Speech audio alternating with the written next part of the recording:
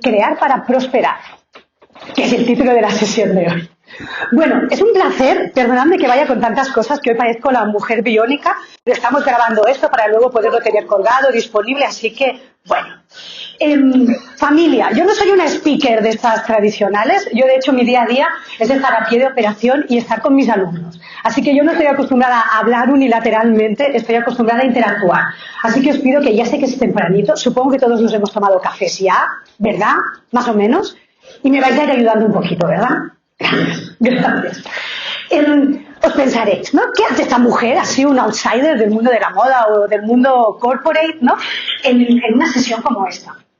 Es curioso porque es cierto, el mundo de la comunidad sanitaria, más allá de usuaria, era un mundo bastante, digamos, lejano para mí.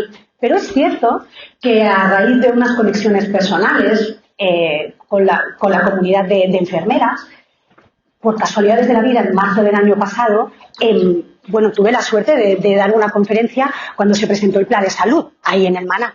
Y yo pensé, madre mía, digo, esto es tremendo, ¿no? Digo, ¿qué hace aquí una mujer del mundo del trapo, ¿no? Llegando tan lejos y hablando a una de las comunidades más importantes y más relevantes precisamente, ¿no? En estos últimos años. Y a raíz de ahí estoy teniendo la ocasión de conoceros por dentro, ¿no? A Taya, a Space, a Biocat, a toda la comunidad CSI. Y para mí es un honor, cuando me llamasteis, para mí es un honor poder estar aquí compartiendo con vosotros esta charla inaugural.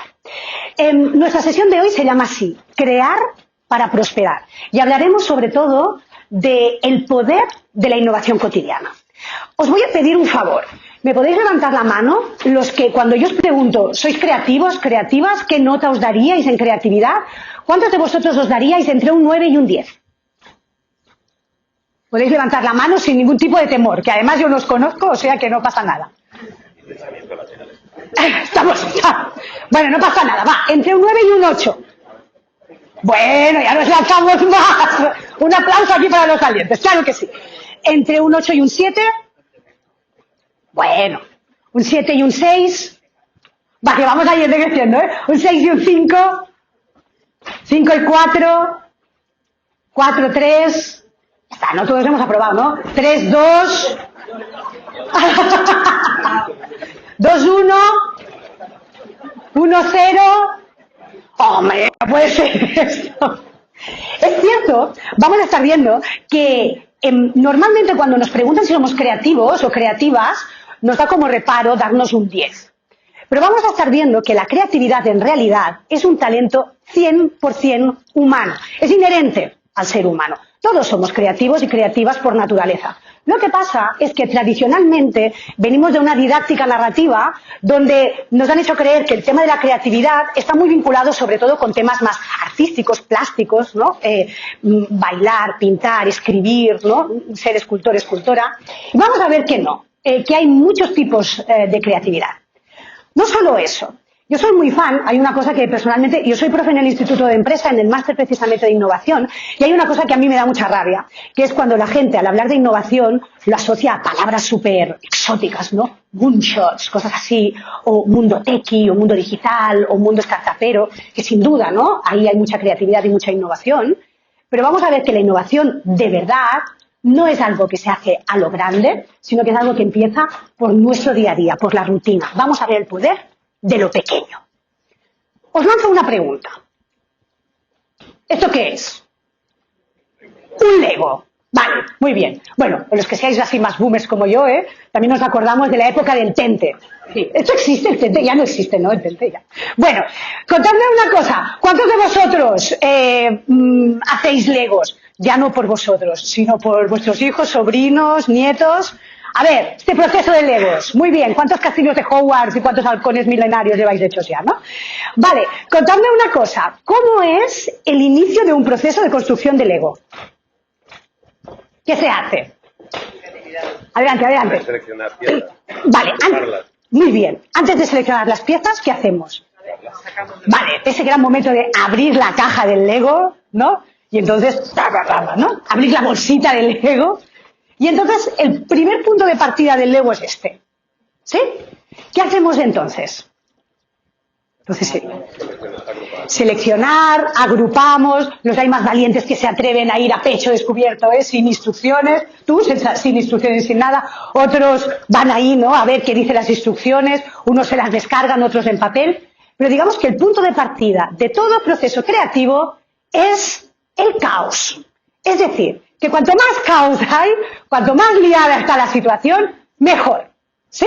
Entonces, a ver si, vale, podemos decir y podemos afirmar que lo nuevo va a venir del caos, de donde todo está desconectado. Dicho de otra manera, es muy difícil hacer cosas nuevas, se puede, pero es muy difícil hacer cosas nuevas cuando aparentemente todo es sistemático y todo funciona bien. ¿Estamos de acuerdo? ¿Sí? Pero pensad una cosa, nada de lo que yo os voy a decir es dogma de fe. Muchas cosas son opiniones personales o en base a la experiencia. Así que, por favor, si estáis en desacuerdo, no dudéis, levantad la mano y hacemos debate, que para eso estamos aquí todos juntos. Es cierto que, los chinos lo decían en un antiguo proverbio, cuando soplan vientos de cambio, unos construyen muros y otros construyen molinos. Yo personalmente pienso que se ha hecho un sobreuso de las palabras cambio y transformación. De hecho, yo digo que cada vez que hablamos de cambio o transformación, muere un gatito, ¿no? Un poco así. Es cierto que el ser humano, las organizaciones, la sociedad, evolucionamos, ¿no? ¿Cuánto tiempo llevamos sobre la Tierra? No sé, miles de años. Y al final la evolución, el ir adquiriendo nuevas dimensiones, forma parte de la naturaleza humana. Muchas veces cuando hablamos de cambio o transformación lo asociamos a algo que es como aprietas un botoncito, ¿no?, y el sistema ha cambiado, o aprietas un botoncito y lo que antes era jerárquico ahora se vuelve plano. Y en realidad no es así. Todo es un proceso, todo es un flujo, todo es un viaje. Y la creatividad y la innovación también. Hablando de todo esto, es cierto que la palabra innovación resuena especialmente cada vez que hay una crisis. Nunca antes, ¿no?, en los últimos años se había hablado tanto, ¿no?, de la necesidad de innovar, de la necesidad de reinventarse, de la necesidad de empezar de cero, reescribir, construir, etcétera, etcétera, todos los verbos que nos podamos imaginar. Y también es cierto que, si lo pensamos fríamente, en el 2008, en el 2011, cada vez que ha habido una gran crisis económica, financiera, antropológica mundial, sí, cada vez que hay la palabra crisis va vinculada a la palabra innovación. ¿Sí?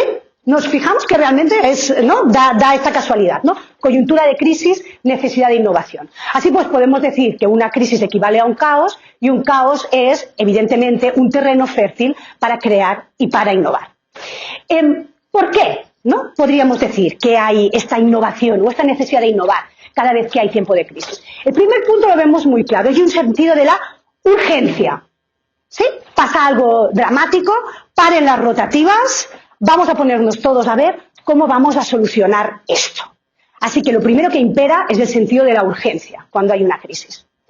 Lo segundo es que automáticamente se dedican más recursos. Estoy segura que vosotros, ¿no?, y que habéis sido las grandes estrellas, estáis siendo las grandes estrellas, ¿no?, por una cosa o por otra, en medio de todo esto que sucede, de golpe habéis dicho, ostras, pues este proyecto que lo teníamos encallado hace no sé cuánto, milagrosamente ahora se desencalla, ¿no? O esto, que nunca habíamos estado hablando de todo esto, ahora de golpe nos entran unos recursos para hacerlo. ¿Sí?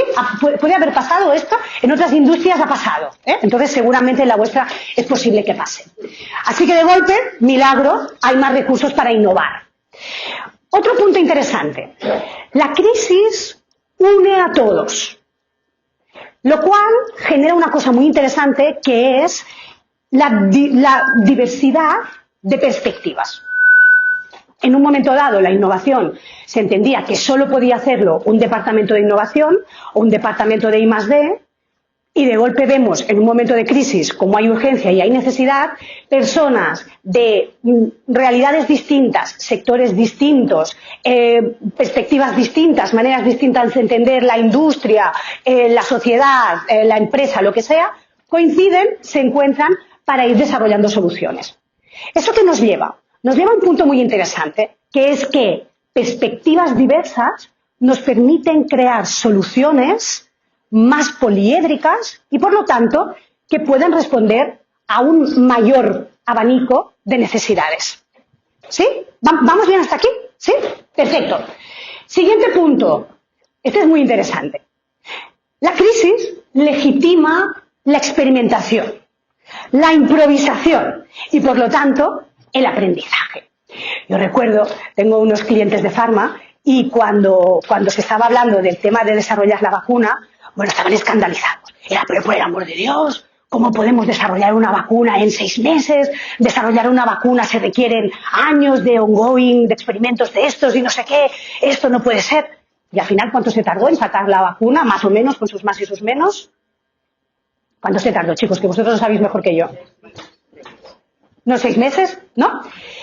Realmente, la idea de todo tiene que estar planificado, todo tiene que estar organizado, todo tiene que estar testado, es una idea muy vinculada a la manera como entendíamos sociedad y organizaciones en el siglo XX, que estaba todo como mucho más cuadriculado, más parametrizado. Es cierto que el entorno en el que vivíamos en el siglo XX era un entorno más lento. En el siglo XX pasaban tantas cosas como en el siglo XXI. Guerras, dramas, crisis. Pero sencillamente no teníamos toda la tecnología que tenemos ahora. La tecnología lo que hace es básicamente acelerar un montón de cosas, que todo dura poco y todo pasa rápido, y esa es la gran diferencia entre el siglo XX y el siglo XXI. Quizá en el siglo XX teníamos más tiempo o no teníamos otra narrativa que ir probando, testando, cerrando y hasta que la cosa no estaba perfecta no lanzábamos. Pero realmente en el siglo XXI, donde todo es muy rápido y todo es para ayer, si encima estamos en un momento de urgencia, la improvisación se legitima. Y todos sabemos que improvisación va muy vinculado a innovación. ¿Cuántas y cuántas ideas podemos haber probado porque pensábamos que eran locas y decidíamos que no, que es mejor no probar hasta que no estemos 100% seguros? Último punto. Las crisis siempre se entienden como algo temporal. Claro, la mayoría de mortales, es decir, de la gente que estamos, ¿no?, fuera del sector sanitario, cuando surgió lo de la pandemia, nos pensábamos que iba a durar 2 semanas. Y que íbamos a encerrarnos en casa y que íbamos a estar haciendo macramé y pan, ¿no? Y que en 2 semanas todo esto ya estaría. Claro, no sé si vosotros teníais este pensamiento, seguramente no, ¿no? Pero bueno, los profanos sí. Es cierto que normalmente la crisis se asocia a algo que va a durar poco. Y como va a durar poco es, venga, como esto dura poco, vamos a trabajar muy enfocados y centrándonos mucho, mucho, mucho para solucionar este problema. ¿Sí? ¿Hasta aquí vamos de acuerdo? ¿Echáis de menos algún elemento que añadiríais aquí? ¿Sí? Sobre todo, sentido de urgencia, más recursos, diversidad de perspectivas, legitimar experimentación, improvisación y, por lo tanto, aprendizaje y, por último, ¿no?, entenderse como algo temporal. Partiendo de aquí, es cierto que es el momento interesante de decir, vale, Emma, me estás hablando de creatividad y también me estás hablando de innovación, pero ¿qué diferencia hay entre creatividad e innovación? Bueno, la creatividad, familia, como os comentaba, es algo 100% humano. Todos somos creativos de una manera u otra, incluso quien se había dado un 0. Alguien se había dado un 0 por aquí, ¿verdad? ¿Quién se había dado un 0? Que salga del armario. Vale, luego lo solucionaremos. Esto. La creatividad es ese talento inherente a todo ser humano que nos permite hacer asociaciones, que nos permite establecer relaciones entre 2 cosas que aparentemente no tienen nada que ver. Carne para vegetarianos, ¿no? Y dices, qué tontería, ¿no? Carne para vegetarianos. Y luego te sale una empresa como Eura, ¿no?, o como Beyond Meat, que lo petan con sus burgers y sus nuggets de pollo, que dices, ¡ay, pues si sabe a carne!, ¿no? Sí, ¿no? Pero es un plant-based. Integrar ideas de manera poco habitual es algo que se entrena y es algo que nos va ayudando a ir más allá de los límites establecidos, ¿no?, que una narrativa preprogramada nos puede haber creado. ¿Sí? ¿Vosotros habéis comido alguna vez? Ahora aquí no quiero hacer temas de marcas publicitarias, pero es para que nos vayamos, ¿no?, podamos acogernos. ¿Habéis comido Pringles alguna vez? ¿Vosotros? Sí. Vale, esta de cuando, once you pop, you cannot stop, ¿eh? Vale. ¿Qué caracteriza a las Pringles? ¿Qué diferencia hay entre unas Pringles y una bolsa de patatas normal? El envase. El envase, muy bien. ¿Qué más? El aceite. El aceite. Ay, mira, qué interesante. Esto es muy aquí, este enfoque nutricional no lo había pensado. Muy bien. ¿Qué más? ¿Qué más? ¿Qué diferencia unas Pringles de unas patatas? La forma. Muy bien. Desarrolla esto. Me gusta. Que son todas iguales. Son todas iguales. ¿Qué pretendían arreglar la gente de Pringles? Porque al final, ¿qué necesidad había, no? ¿Qué problema hay con las patatas tradicionales, digamos? Si están estupendas, ¿no? Las patatas tradicionales se rompen. ¿Y por qué se rompen? Porque se espachurran. ¿Por qué? Por la bolsa esta, ¿no? Por el transporte. Entonces dijeron los de Pringles, vamos a hacer, ¿no? Venga, establecer relaciones. Vamos a buscar una cosa distinta. Y deciden, ¿qué? ¿Qué tipo de envase deciden? Vale, perfecto, ¿no? Que dices, bueno, pues si esto parece como de las pelotas de tenis, ¿no? Vale, pero ¿qué pasa con ese envase? ¿Qué relación hay entre las patatas normales y ese envase? Claro, no cabían. Las patatas normales, digamos, son irregulares, ¿no? Con lo cual, esa realidad llevó a Pringles a pensar en un formato de patatas, ¿sí? ¿Y en qué creéis que se inspiraron los de Pringles? No lo habíais pensado que hoy acabaríais hablando de Pringles, ¿eh? ¿En qué creéis que se inspiraron? En el aire, la onda. Vamos ahí. Una cosa ligera que se va apilando una encima de la otra. Parecido a plumas. Hojas. Hojas. Sí, señor. Las Pringles están inspiradas en hojas. Con lo cual, mirad la creatividad y las asociaciones cómo puede funcionar. Puede funcionar para Pringles y puede funcionar para cualquier otra cosa de la vida cotidiana, ¿sí? Con lo cual, creatividad.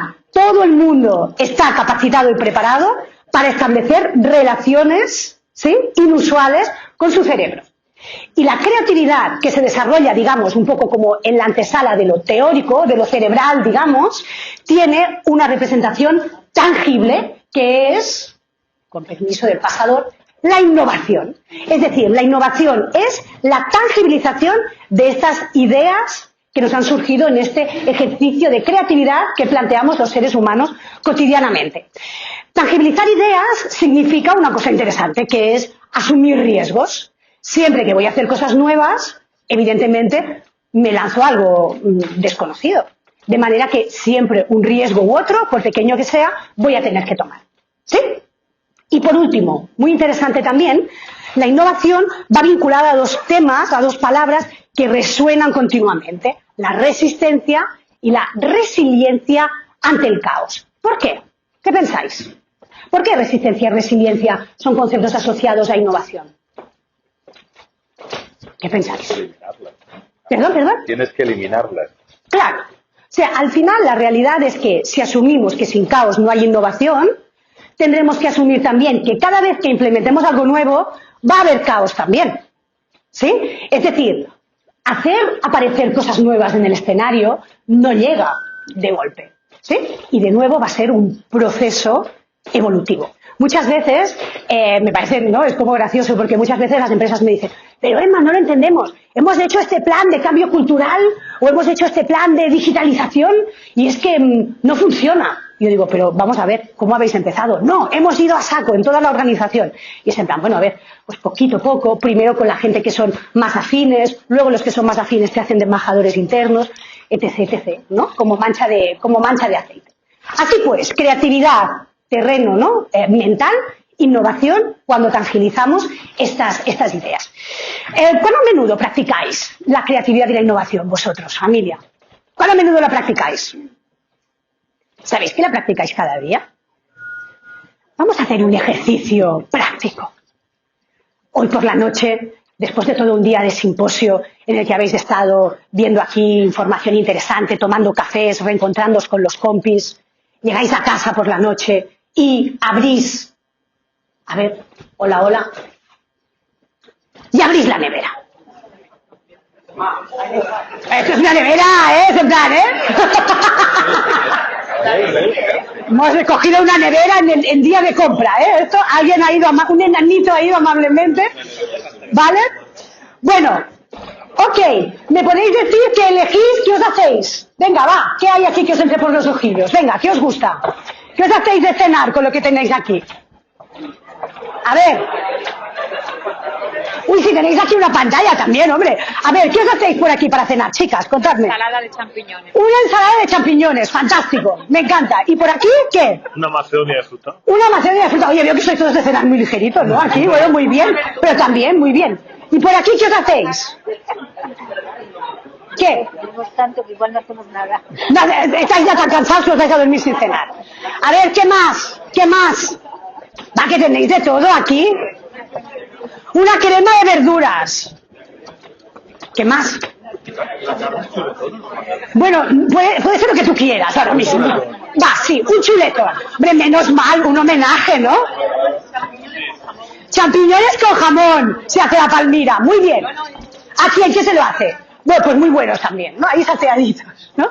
Estupendo, con un vino, sí, a ver, aquí si buscamos seguro que veremos algo, ¿no? Algo habrá, cerveza hay seguro, sí que algo, un vino blanco por ahí habrá. Bueno, fantástico.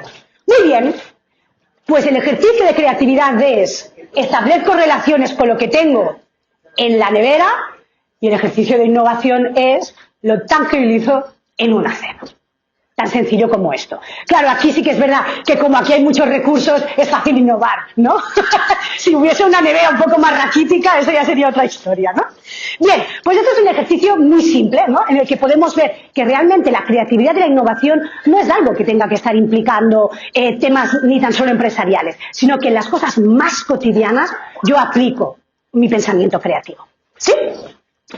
Pero claro, es cierto que en el día a día, y por cómo estamos parametrizados, existen inhibidores de la creatividad, ¿sí? Nos hacemos un poco de trampas a este talento que tenemos 100% humano, ¿no? El primer inhibidor es la rutina previsible. El hámster en la rueda. ¿Por qué la rutina previsible mata la creatividad? Bueno, la creatividad y muchas otras cosas. ¿Por qué la rutina previsible mata la creatividad? ¿Qué pensáis? Si haces lo mismo, consigues lo mismo. Vale, ¿no? Estás continuamente, venga, este es mi horario, este es el camino, no sé qué, no sé cuántos, ¿sí? ¿Qué más? Vas automatizando, ¿no? Vas a piñón, ¿sí? ¿Qué más? No te da tiempo, ¿no? Al final tú dices, bueno, estoy en mis cosas cotidianas y, ¿no? Venga, acción, o reunión, o Teams, o lo que sea, ¿sí? Y entonces no vas viendo puntos de salida. La falta de tiempo va vinculada a la rutina, ¿no? A la rutina previsible. Es muy curioso porque, de nuevo, el siglo XX nos parametrizó hablando de la famosa zona de confort, ¿sí? Pero la zona de confort en realidad no es confort en realidad, es rutina. Y esto es algo que es bastante ajeno al ser humano en su esencia.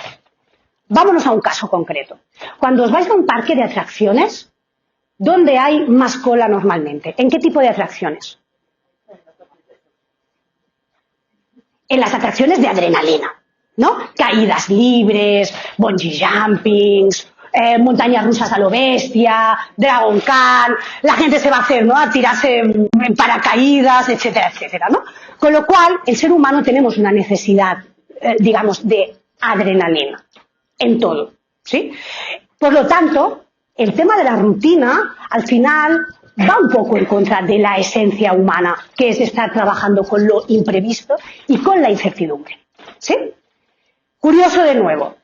Mientras, ¿no? Cuando estallaba la pandemia, que vosotros estabais todos ahí en trincheras, normalmente mirabais el Instagram de la gente y ¿qué estaba haciendo la gente mundana? Exacto. El primer día todo el mundo compró papel higiénico, que todavía no entiendo exactamente por qué, pero bueno, todos comprábamos papel. O sea, sí, pero ¿no? Y al segundo día todo el mundo estaba haciendo pan, pasteles, macramé, acuarelas, inventándose cómo hacer deporte sin salir de casa, pensando, ¿no? Cómo compartir una mascota entre todos los del edificio para salir a pasear, ver cómo ligabas en el súper, ¿no? Que era el único sitio donde se podía ir. Bueno, sacar al ser humano de su rutina llevó a un boom de creatividad. ¿Sí? ¿Hasta aquí bien? Claro, manifestada en pasteles, ¿no? Que es como relativo, ¿no? Como relativo. Vamos al siguiente punto. El siguiente inhibidor de la creatividad es el miedo a no controlar. Y mucho cuidado, porque aquí estamos luchando contra una narrativa muy, muy, muy heavy. Si nosotros nos vamos al refranero, ¿no? Va, venga, decidme un refrán que esté vinculado con todo esto. Miedo a no controlar o miedo a lo desconocido.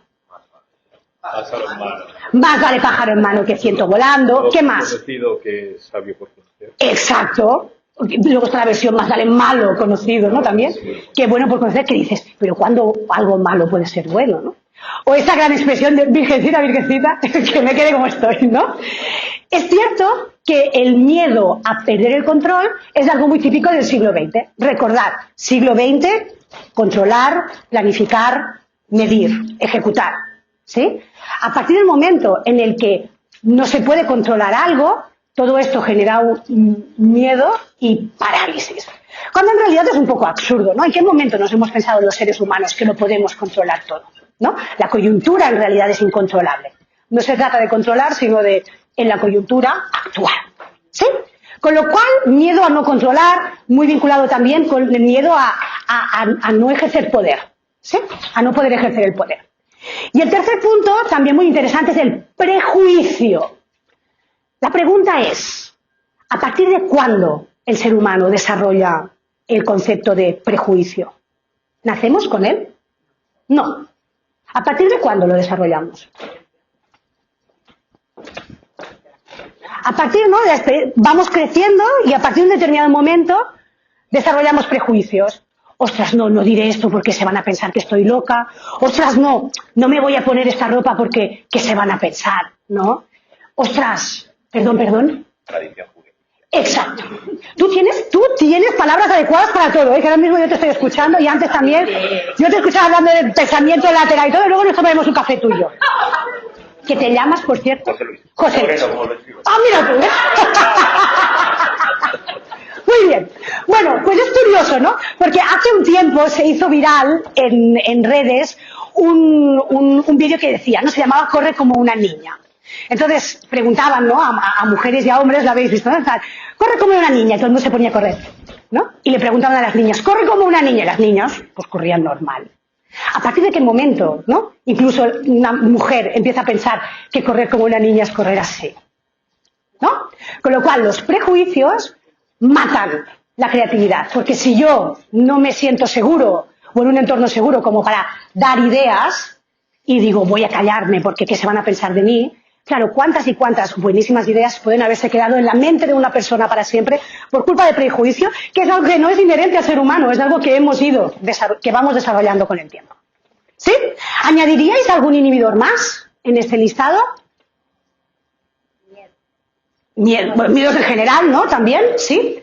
Pero bueno, podemos ir pensando, ¿eh? Y me vais diciendo. Bueno, la parte buena de la historia es que sí, tenemos inhibidores, pero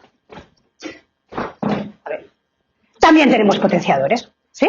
Y los potenciadores también son tres. El primero ya lo veníamos hablando, es la crisis como disrupción, ¿sí? Siempre va a llegar, ¿no? Algo nuevo, pataplam, en forma de lo que sea, que va a sembrar el caos y este caos lleva a la necesidad de construir cosas nuevas. Con lo cual, la crisis siempre va vinculada con un elemento disruptor que nos lleva a un nuevo estadio. Es curioso porque muchas veces entendemos como crisis cosas que tienen una narrativa positiva, pero que en realidad son una crisis. ¿Cuántos de vosotros aquí tenéis hijos? Levantad la mano. ¿Vale? ¿Vale? ¿Y qué relación hay entre crisis y tener hijos? Es curioso, ¿no? Porque normalmente tener hijos, que no hay duda, que es una cosa fantástica. Yo también tengo, yo tengo muy bien hecha, ¿no? O no. Pero, ¿no? Siempre hay esto, no, es una maravilla, no, qué guay, a los 3 meses pues ya vuelves a irte a cenar con tu marido románticamente y entonces haces pasteles, ¿no? Entonces los hijos duermen 8 horas seguidas a tal, ¿no? Y es todo como muy maravilloso y muy tal. Claro, en realidad tener hijos es una crisis tremenda, ¿no? Estás hecho polvo, no duermes. Existe la depresión postparto femenina, pero también la masculina, de la cual se habla muy poco. Hay deprivación del sueño, una preocupación nueva, porque de golpe ves que un hijo es una preocupación para toda tu vida, ¿no?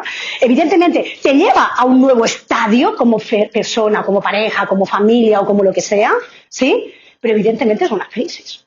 Incluso desde el punto de vista de la botánica, yo no entiendo mucho de todo esto, pero el otro día estuve leyendo un artículo muy interesante del INSEAD que decía que las plantas, cada vez, ¿no?, que van desarrollando hojas, ¿no?, o que crece, ¿cómo se llama esto?, crecen los tallos, o pasan, ¿no?, de flor a fruto, hay pequeños momentos de crisis para la planta. O sea que al final crisis y creación va cogido de la mano, ¿sí?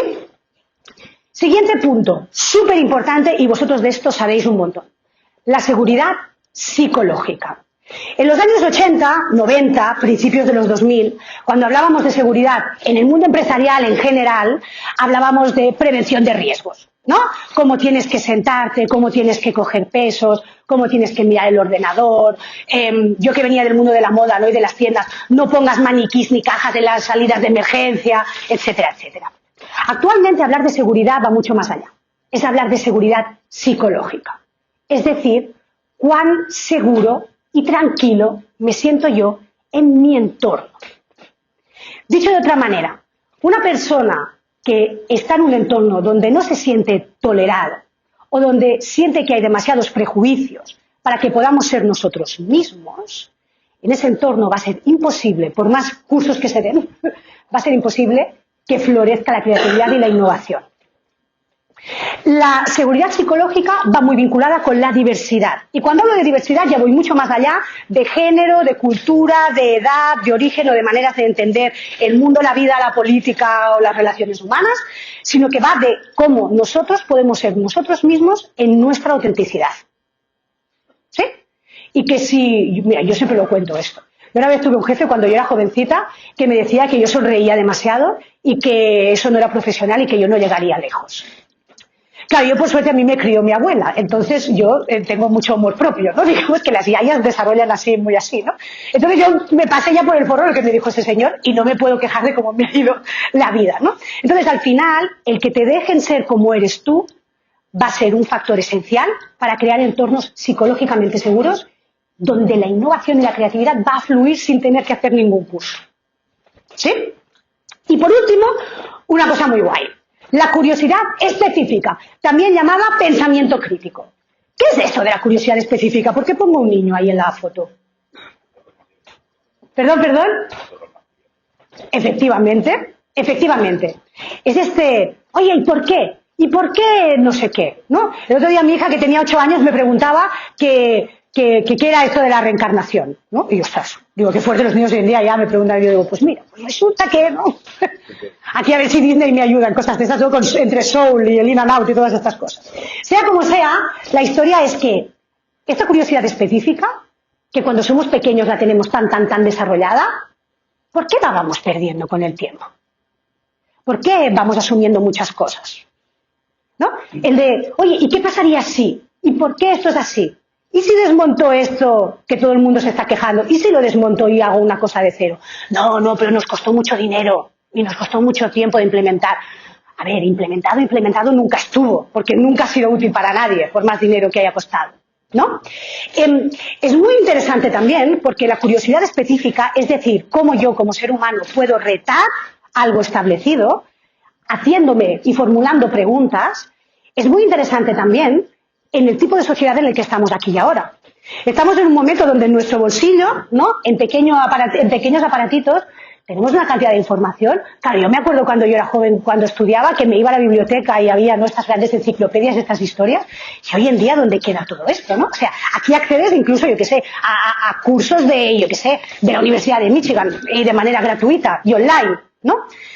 Es curioso porque nunca habíamos tenido tanta información, pero a la vez nunca habíamos tenido tantas fake news, tampoco, ¿no? Y nunca habíamos tenido tampoco tanta información tan manipulada, ¿sí? Estamos infoxicados. Y es cierto que, ¿no?, tú estás ahí en redes y estás en LinkedIn o en Instagram o lo que sea, y ves, ¿no?, y sale, yo qué sé, cualquier celebrity o cualquier, ¿no?, gurú de estos que sale y dice: la Tierra es redonda, yo qué sé, y todo el mundo, sí, like, 8.000 likes, 2.000 likes, 1 millón de likes, ¿no? Pero que este supuesto gurú diga que la Tierra es redonda, ¿quiere decir que realmente lo piensa y realmente actúa así? Es decir, cada vez que nosotros damos un like, que dando un like estamos apoyando algo, sin duda, ¿Conocemos a quién le estamos dando el like? ¿Ponemos la mano en el fuego por esa persona? Es curioso, ¿verdad? Y en cambio estamos dispuestos a decir, venga, te apoyo. Y luego dices, oye, pues es un capullo este tío. Bueno, pues más o menos la curiosidad específica va muy vinculada con esto. Están preguntándonos el por qué, ¿no? O vídeos virales de estos que te llegan, ¿no? No sé qué, no sé cuánto. Ah, sí, este vídeo es muy bueno, lo reenvío. ¿Tú sabes qué hay detrás de este vídeo? ¿O qué intención hay detrás de la persona que ha hecho este vídeo aparentemente tan obvio? Mucho cuidado, ¿no? En un momento como el nuestro, practicarnos la curiosidad específica y preguntarnos el porqué de las cosas va a ser muy interesante para avanzar. ¿Sí, familia? ¿Vamos bien hasta aquí? ¿Sí? Perfecto. Claro, al final me diréis, bueno, Emma, pero no, aquí el compañero todavía no, dice, pero tú todavía no me has resuelto lo del cero en creatividad, ¿no? Es cierto, de nuevo, como estáis viendo, muchos de estos elementos son elementos que están asociados a narrativas adquiridas, ¿sí? Y la creatividad vinculada a algo artístico era, de nuevo, una narrativa creada, ¿sí? Seguro que vosotros conocéis a Howard Gardner, ¿sí? Y toda su teoría de las inteligencias múltiples.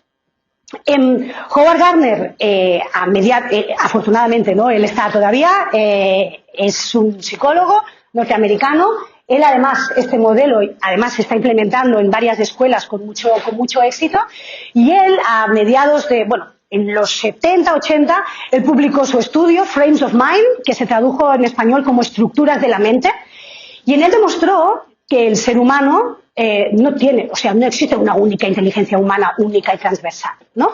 Hasta entonces asociábamos que había gente más inteligente y menos inteligente en función a un resultado del test de cociente intelectual. ¿Qué decía Howard Gardner? ¿Qué dice? Dice que los seres humanos no somos objetos. ¿Qué somos? Si no somos objetos, ¿qué somos? Sujetos. Y como sujetos que somos, ¿qué somos? ¿Objetivos o subjetivos? Somos subjetivos. ¿Y quiénes crean los test? Los test los crean personas. Y por más que nos esforcemos en hacer tests imparciales, todo test tiene un sesgo, porque somos humanos. Además, los test de cociente intelectual tenían un cierto sesgo. Sobre todo teniendo en cuenta, ¿no? Que iban beneficiando a personas con un tipo determinado de educación y un tipo determinado de parámetro mental. Howard Gardner, ¿qué hizo? Durante años estuvo siguiendo a un grupo de individuos que habían obtenido distintas calificaciones, ¿no? de cociente intelectual. Y curiosamente, cómo ellos se fueron desarrollando en la vida no estaba directamente relacionado con sus números de inteligencia más altos o más pequeños, o más bajos. Una de las conclusiones de Howard Gardner fue que no existe una única inteligencia humana transversal igual para todos, que se mide con números y tú eres más inteligente o menos inteligente en función a un número, sino que existen 8 distintas inteligencias humanas. Cada uno de nosotros, depende de cómo estemos parametrizados, el momento vital en el que estamos, qué personas nos rodean, cómo vamos evolucionando, nos vamos a manejar muy cómodamente con 2, 3, 4 de estas inteligencias. Y, como ya podéis suponer, nuestro perfil creativo va a estar muy vinculado con nuestras inteligencias de serie. La revisamos rápidamente, ¿sí? La primera inteligencia es la que Howard Gardner denomina inteligencia naturalista. Es esa inteligencia que tiene la gente, ¿sabéis esa gente que va por la montaña y se sabe el nombre de todos los bichos? Mi hermano es así. Y todo, el nombre de todas las plantas, y para qué sirven, y que se van a buscar bullets, ¿no? Se van a buscar setas, y las encuentran y se las saben de memoria y todo esto, ¿sí? Y que son esa gente que se agobia y se va a pasear por el campo y entonces se desestresan, ¿sí? Estos son perfiles con inteligencia naturalista. Luego tenemos perfiles con inteligencia interpersonal. Son esas personas que rompen fácilmente el hielo, que son muy hábiles en sus relaciones sociales, que conversan con cualquiera, que tienen mucha relación pública, ¿no? Mucho, lo que llamábamos don de gentes, ¿sí? Perfil interpersonal. Perfil lógico-matemático. Personas que hacen sudokus con los ojos cerrados, que les encantan los excels, que son muy buenos con todo lo que implican, ¿no? Desarrollos lógico-matemáticos. Yo, por ejemplo, esta es una de mis peores inteligencias. ¿Soy capaz de hacer un Excel? Sí. ¿Soy capaz de hacer un Excel primoroso? No. Y no porque como no me gusta más el PowerPoint. Entonces, es curioso porque tú lo piensas fríamente y la vacuna, que estábamos hablando, es un ejercicio de creatividad. es un ejercicio de creatividad lógico-matemática, porque el método científico entra dentro de esta inteligencia y es tan creativo como cualquier otra cosa. O sea que una vacuna es un ejercicio de creatividad. ¿Sí? La inteligencia espacial. ¿Sabéis esas personas que van al IKEA y ven un mueble y solo con verlo ya saben si les va a caber en ese agujero que hay en el comedor? O aparcar, que yo tampoco soy de estas, Pues esas son las personas con pensamiento espacial. También son esas personas que tienen un sentido de la orientación, se orientan muy fácilmente. También son esas personas que tienen una muy buena relación, que se llama mano-ojo, son muy hábiles haciendo bricolaje, claro, si van al IKEA, claro. Son muy buenos haciendo, pues eso, macramé, acuarelas, alfarería, son muy hábiles con esto, ¿sí? Son así como muy manitas en casa. Inteligencia intrapersonal, la que tienen las personas que están muy alineados consigo mismos, que meditan, que hacen yoga, mindfulness, que se entienden muy bien, ¿sí? Inteligencia kinestésica, gente muy hábil con su cuerpo, atletas, bailarines, bailarinas, gente que le pones ahí en una clase de zumba y en un momento ya parece, ¿no?, que lleve ya como toda la vida, ¿no?, haciendo todo esto, que dices, ay, venga, me aprendo un vals o a bailar los sevillanos o el vals en una boda, en un pim pam pum. Inteligencia kinestésica. Inteligencia musical, ya os la podéis imaginar, ¿no? Gente que, incluso de manera autodidacta, puede llegar a tocar uno o más instrumentos, componer, recuerda fácilmente las canciones, tiene mucho oído.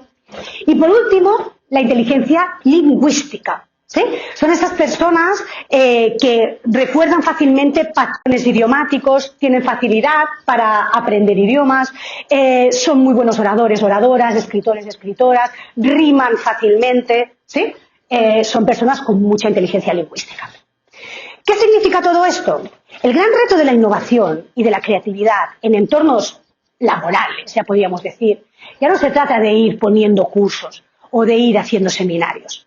Se trata de ver hasta qué punto las personas estamos alineadas entre nuestras inteligencias de serie y el trabajo que nosotros hacemos.